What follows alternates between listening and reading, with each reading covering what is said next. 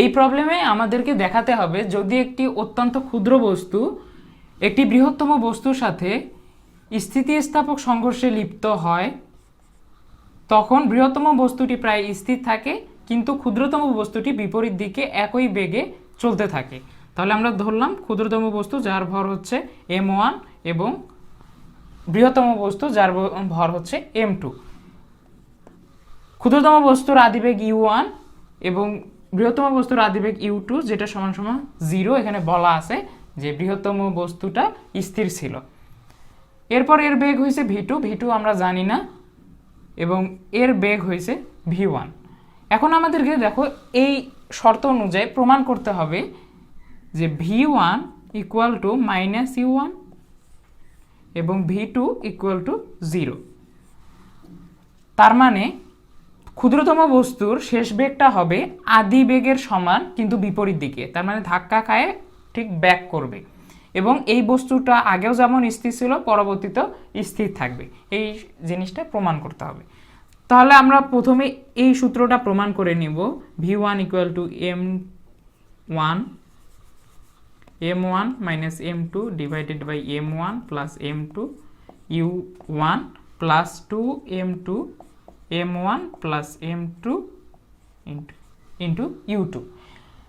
আমরা ভরবেগের সংরক্ষণশীলতা এবং শক্তির সংরক্ষণশীলতা দিয়ে প্রথমে আমরা এই সূত্রটা প্রমাণ করে নিব। তারপরে এখানে দেখাবো u2 0, এই অংশটুকু যদি 0 হয় তাহলে পুরো অংশটুকুর মান হবে 0। এখানে অত্যন্ত ক্ষুদ্রতম বস্তু নিয়ে কাজ করতেছি, খুবই ছোট ভরের বস্তু নিয়ে কাজ করতেছি যেহেতু, তাহলে m1কে আমরা প্রায় 0-র কাছাকাছি ধরতে পারি। তাহলে এটা 0, এটাও 0। তাহলে এতটুকু অংশের মধ্যে আমাদের থাকে v1 equal to minus m2 divided by m2 u1। তাহলে এই অংশ ক্যান্সেল হয়ে গেলে v1 equal to minus u1। তাহলে দেখো প্রথম বস্তুর শেষ বেগ হবে প্রথম বস্তুর আদিবেগের সমান কিন্তু দিক হচ্ছে বিপরীত দিকে। এখন আমরা পরবর্তী অংশটুকু যদি প্রমাণ করতে চাই তাহলে আমরা লিখতে পারি ভরবেগ, ইনিশিয়াল ভরবেগ ইকুয়াল টু ফাইনাল ভরবেগ। ইনিশিয়ালি ভরবেগ কত ছিল m1 u1 প্লাস এটা ইনিশিয়াল অবস্থায় 0 ছিল, বেগ 0 ছিল, তাহলে ভরবেগও 0 হবে এবং ফাইনালি দেখো m1 v1 প্লাস এর বেগ আমরা জানি না, তো আমরা কি করি m2 v2 লিখলাম। তো v2 আকারে লিখলাম। এখন এই v2-র মানটা বের করতে হবে। তাহলে m1 u1 equal to m1 minus u1 plus m1 v2। তাহলে দেখো 2m1 u1 equal to m2 v2। এখানে আমরা দেখো কনসিডার করছি m1টাকে প্রায় 0-র কাছাকাছি, তাহলে এতটুকু যদি গুণ করি তাহলে এটাও কিসের কাছাকাছি হবে? 0-এর কাছাকাছি।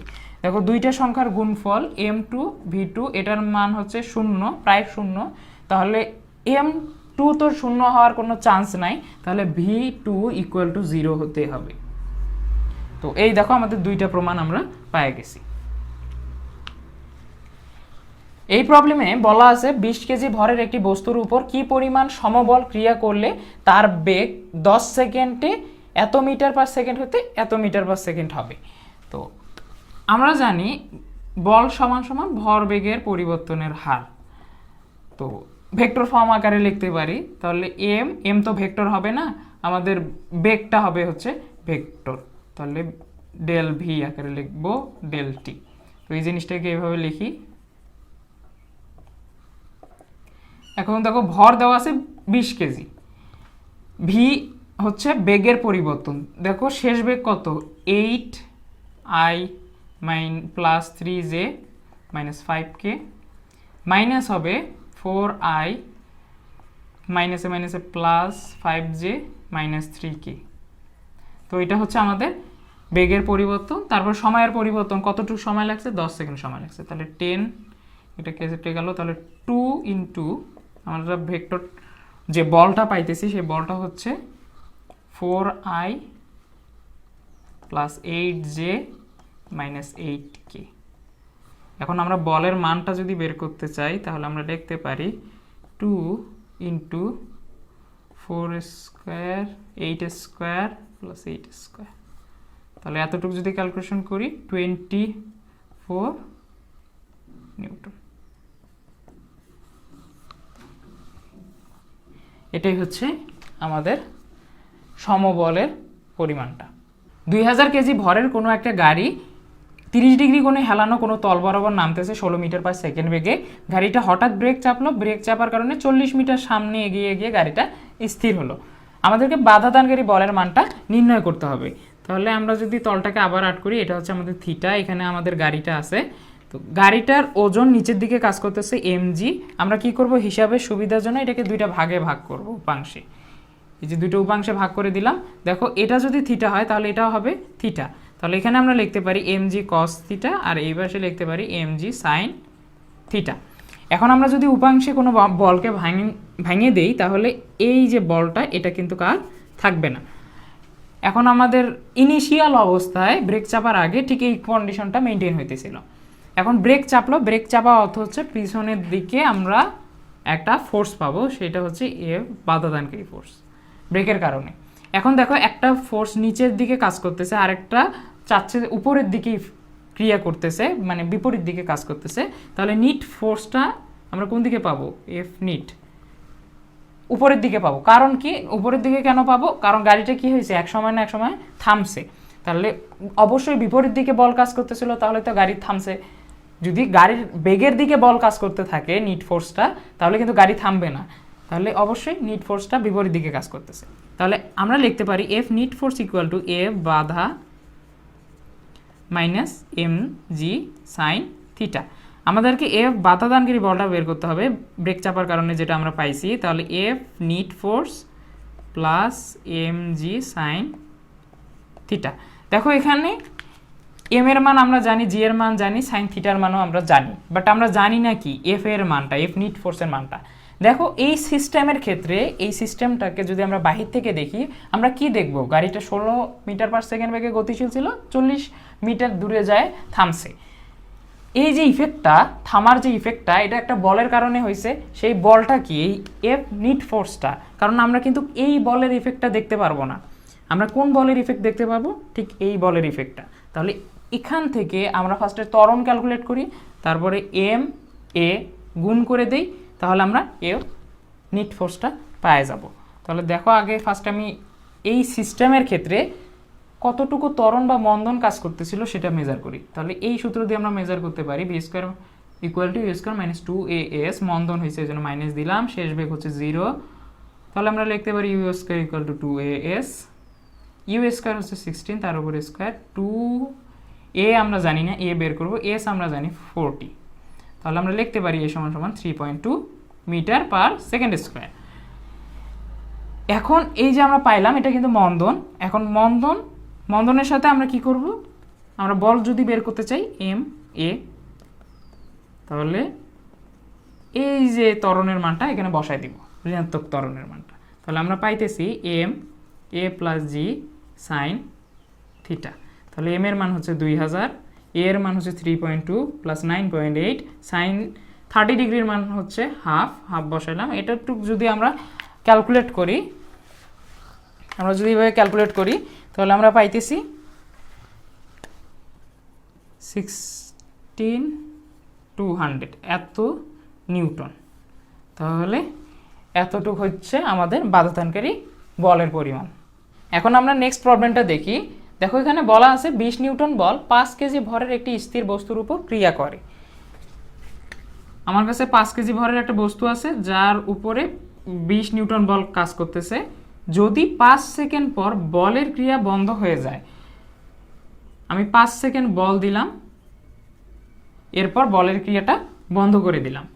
বলছে প্রথম থেকে 12 সেকেন্ডে বস্তু কত দূরত্ব যাবে। তাহলে প্রথম থেকে যদি 12 সেকেন্ডের কথা হিসাব করি, প্রথম 5 সেকেন্ড আমি কি দিছি, বল দিছি, বাকি থাকে কত সেকেন্ড, 7 সেকেন্ড। 7 সেকেন্ডে আমি কি করছি, বল দেই নাই। তাহলে দেখো তো যদি বল আমি প্রয়োগ করি তাহলে এখানে কি হবে, ত্বরণ পাবো। আর বল যদি না দেই ত্বরণ পাবো না। ত্বরণ যদি না পাই বস্তু কিসে চলবে, সমবেগে। আর এখানে কি হবে, বেগ বৃদ্ধি পাবে। তাহলে আমরা যদি দূরত্ব মেজার করতে চাই, এই কেসে দেখো দূরত্বের ক্ষেত্রে আমরা কোন ফর্মুলা ইউজ করতে পারি, s = ut + ½ at²।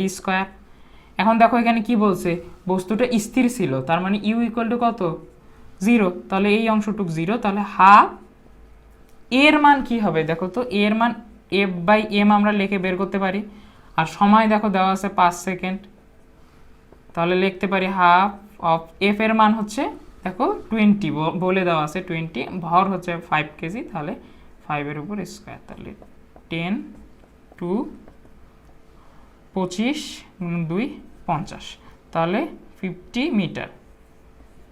বল প্রয়োগের ফলে 5 কেজি বস্তুটা 5 সেকেন্ডে 50 মিটার যায়। এরপরে কি হয়, এরপরে বস্তুটা সমবেগে যাওয়া শুরু করে। এখন দেখো তো সমবেগের সূত্র কি, এস সমান সমান ভিটি না, এটা S1 ধরি, এটা হচ্ছে S2 ধরি, তাহলে ভিটি না। এখন আমরা তো শেষ বেগটা জানি না, শেষ বেগ কোথা থেকে বের করব, শেষ বেগটা বের করব এই যে এই কন্ডিশনগুলো থেকে। দেখো শেষ বেগ সমান সমান লিখতে পারি ইউ প্লাস এটি, ইউ হচ্ছে 0, এর মান আমরা এখান থেকে পাবো হচ্ছে 20/5, টি এর মান হচ্ছে 5, তাহলে দেখো 5 5 ক্যান্সেল, তাহলে হচ্ছে 20 মিটার পার সেকেন্ড। এটা হচ্ছে আমাদের শেষ বেগ। শেষ বেগটাই কি হবে, পরবর্তী যে S2 পাবো পরবর্তী দূরত্বের জন্য সমবেগ হবে, ওই বেগে চলবে বস্তুটা। তাহলে আমরা S2 ইকুয়াল টু পাবো 20 × 7 140 মিটার। তাহলে এই দুইটা যদি এখন যোগ করি তাহলে আমরা কি পাবো, টোটাল ডিস্টেন্সটা পাবো। দেখো টোটাল ডিস্টেন্সটা আসলো 190 মিটার, তার মানে বস্তুটা 190 মিটার সামনে যাবে। আমাদের পরবর্তী প্রশ্নে বলা আছে একটি মেশিন গান হতে টি সময়ে n সংখ্যক গুলি ছোড়া হলো, প্রতিটি গুলির ভর m ও বেগ u হলে মেশিন গানটিকে স্থিরভাবে ধরে রাখতে কি পরিমাণ বলের প্রয়োজন হবে। আমরা যদি একটা বন্দুক থেকে গুলি ছোড়া শুরু করি তাহলে ভরবেগের সংরক্ষণশীলতা নীতি অনুযায়ী গুলির সামনের দিকে পাস হইলে আমরা পিছনের দিকে একটা পশ্চাৎমুখী বল পাবো। তো এই বলটাকে আমরা যদি ঠেকায় রাখতে চাই তাহলে আমাদেরকে কি করতে হবে, সামনের দিকে একটা ফোর্স দিয়ে রাখতে হবে, সেই ফোর্সের মানটা আমাদেরকে বের করতে হবে। দেখো সামনের দিকে ফোর্স সমান সমান আমরা লিখতে পারবো ভরবেগের পরিবর্তনের হার। তাহলে ভরবেগের পরিবর্তনের হারটা যদি আমরা নির্ণয় করি তাহলে আমরা এইখানে ফোর্সটা পেয়ে যাব। তাহলে এটা কিভাবে নির্ণয় করব, দেখো আমাদের টি সময়ে n সংখ্যক গুলি ছোড়া হয়েছে, তার মানে টি সময় ব্যবধানে আমরা কত ভর বের করে দিছি সেটা হচ্ছে mn ভর। তাহলে আমাদের ভরবেগের পরিবর্তন কত হয়েছে এই টি সময়ের জন্য, mn ইন্টু আদি বেগ হচ্ছে u।